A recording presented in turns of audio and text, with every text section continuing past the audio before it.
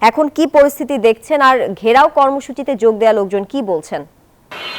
ধন্যবাদ তানিয়া আপনাকে। আমরা কিন্তু এই মুহূর্তে আছি মতিঝিল মেট্রো স্টেশনের ঠিক নিচে, যেটি এনসিটিভি কার্যালয়ের ঠিক সামনে।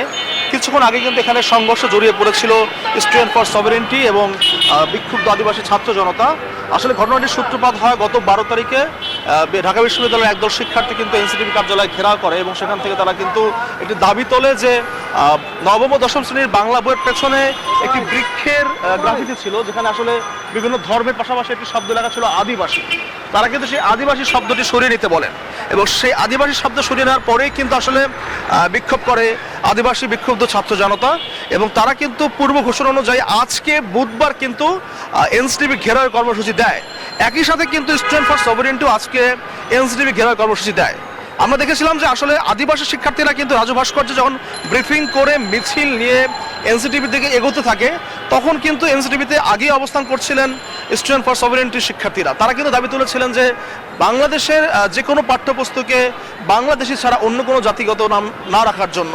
এবং সেখানে কিন্তু পাহাড়ি বা আদিবাসী শিক্ষার্থী যারা রয়েছেন তারা কিন্তু বলছেন যে আদিবাসী যেহেতু আগের থেকে স্বীকৃত একটি শব্দ, তা কেন পাঠ্যপুস্তকে অন্তর্ভুক্ত থাকবে না, তাও অন্তত গ্রাফিতি আকারে।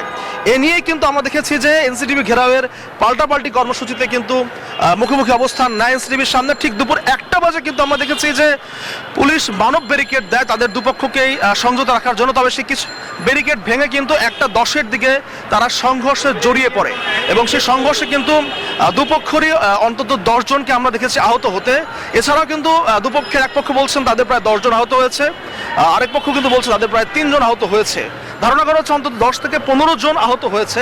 তবে এখন পর্যন্ত আমরা 10 জনকে আহত হতে দেখেছি, বেশ কয়েকজন রক্তাক্তও হয়েছেন। এবং দেখতে পাচ্ছেন আজকে কিন্তু হামলার বিচারের দাবিতে কিন্তু এই এনসিটিভির সামনে অবস্থান করছে স্টুডেন্ট ফর সভারেন্টির শিক্ষার্থীরা এবং তারা কিন্তু বলছে যে হামলার বিচার না পাওয়া পর্যন্ত তারা কিন্তু এই অবস্থান থেকে সরে দাঁড়াবেন না। এখান থেকে এই ছিল আমার কাছে সর্বশেষ তথ্য।